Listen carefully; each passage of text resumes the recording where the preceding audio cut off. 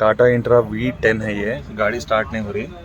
आने के बाद यानी इससे दूसरी मरतबा है ये गाड़ी देख ली है। देखने के बाद इसके अंदर प्रॉब्लम क्या है, यानी यूरिया लेवल वार्निंग 2400 बोल के बता रहा, यूरिया लेवल वार्निंग 600 बता रहा। ये कंफर्म में है, ये यूरिया क्वालिटी सेंसर में प्रॉब्लम है। वायरिंग का वोल्टेज यानी एक वायर में 12 वोल्ट है, एक में 2.5 वोल्ट है, एक में 2.5 और एक में ग्राउंड। और इसको चेक करें, ये सिस्टम से रीसेट करने के बाद में आपको ACR रीसेट करें ना, रीसेट करे तो गाड़ी स्टार्ट हो रही। DTC में देखो आपको यानी पहले 2 थे ना, अब ये जो 6 कोड माल फंक्शन हो रहा। अभी पहले के 2 प्रॉब्लम सॉल्व कर लिए तो ये 2 ऑटोमेटिक हो जाता है इसका।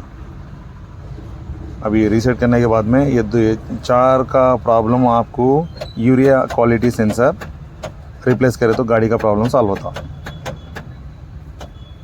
अभी रीसेट करने के बाद में आपको कितने कोड आ रहे हैं इसके अंदर, अभी 3 है, 3 कंफर्म में है। ये क्वालिटी सेंसर ही बता रहा।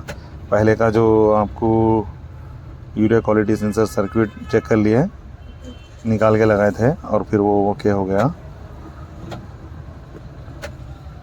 ये 2 कोड है, ये 2 कोड आपको urea quality sensor need to replace करना।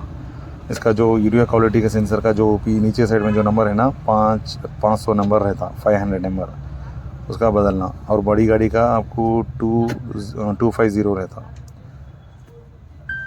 है। यूरिया क्वालिटी सेंसर क्या है, इसके अंदर रीसेट करे तो गाड़ी स्टार्ट हो रही, नहीं तो नहीं हो रही। यूरिया क्वालिटी सेंसर के अंदर प्रॉब्लम है तो इसके अंदर ये जो कनेक्टर में 4 पिनर रहते हैं, 4 पिन के अंदर पहले पिन में 12 वोल्ट आता, 12 चिल्लर। इसका ग्राउंड 12 आ रहा, ग्राउंड करेक्ट ग्राउंड नहीं हो रहा, इसकी वजह से 12 आ रहा। और दूसरी पिन के अंदर 2.5 वोल्ट आता, 2.5 वोल्ट आ रहा दूसरी पिन के अंदर। हाँ, तीसरी पिन के अंदर ये भी 2.5 वोल्ट आना।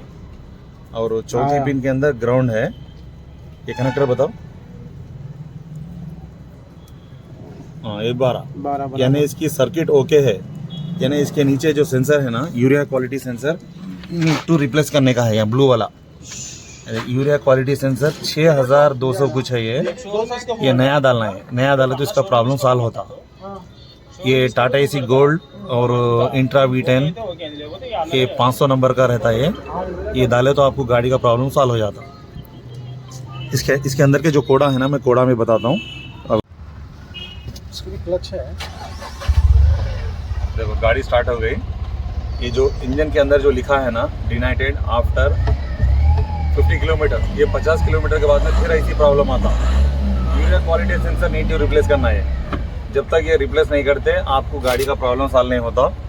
अभी देखो इसके अंदर जो 4 माल फंक्शन है ना, ये यूरिया क्वालिटी सेंसर रिप्लेस करने पे आपको गाड़ी का प्रॉब्लम सॉल्व हो जाता। इसका जो प्राइस 6200 कुछ है।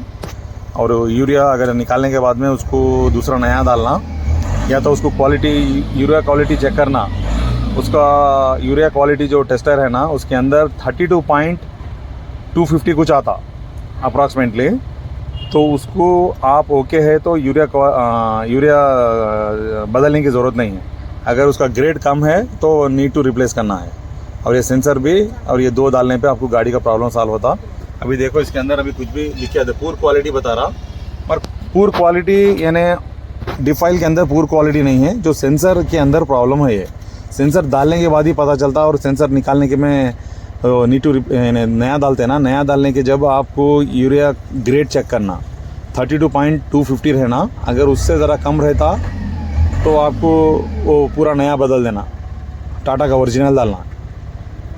ये एक्सटूल D9 HD से काम हुआ इसका। गाड़ी तो अभी स्टार्ट हो गई। ये immediately need to sensor replace करना तो प्रॉब्लम सॉल्व हो जाता। ये गाड़ी 5920 किलोमीटर चली। ये अंडर वारंटी में है। अंडर वारंटी में सेंसर रिप्लेस कर दिए। इसका जो प्रॉब्लम था ना, प्रॉब्लम सॉल्व हो गया। Thanks for watching.